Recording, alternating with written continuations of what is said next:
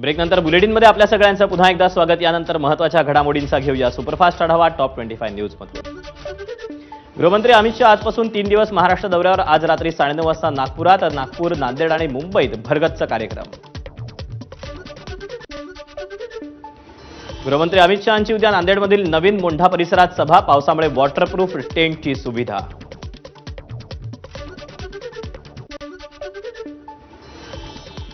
मुंबईतील कर्नाक पुलासाठी लागणारे गर्डर टाकण्यासाठी विलंब झाल्यानं कंत्राटदाराला 1,80,00,000 रुपये दंड। पुलाचं काम रखडल्यानं वाहन चालकांची प्रचंड गैरसोय। मुंबईच्या कोस्टल रोड प्रकल्पातील प्रभादेवी आणि वरळीला जोडणारा अंडरपास 3 ते 4 दिवसात सुरू होण्याची शक्यता। दादरहून दक्षिण मुंबईला जाणाऱ्यांचा बराच वेळ वाचणार। राहुरी ते शनी शिंगणापूर मार्गाला रेल्वे मंत्रालयाची मान्यता। जवळपास 500 कोटींचा खर्च अपेक्षित।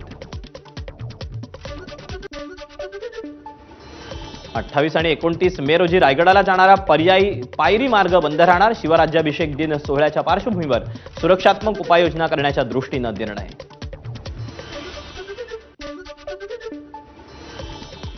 जंजिरा किल्ला उद्यापासून 4 महिने बंद, अशी माहिती पुरातत्व विभागाने दिली। प्रवेशद्वाराजवळ उतरताना प्रवाशांची होणारी कसरत लक्षात घेता निर्णय। ताजमहलला आरडीएक्सनं उडवून देण्याची केरळमधून धमकी। पर्यटकांना सतर्क करण्यासाठी राबवलं मॉक ड्रिल।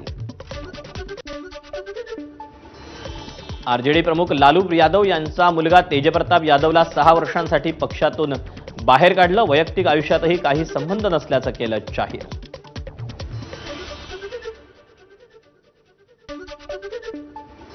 आणि या बातम्यांसोबतच बुलेटिनमध्ये वेळ झाली एका छोट्याशा ब्रेकची। ब्रेकनंतर काही एक्सक्लुझिव्ह बुलेटिनमध्ये पाहत राहा एबीपी माझा।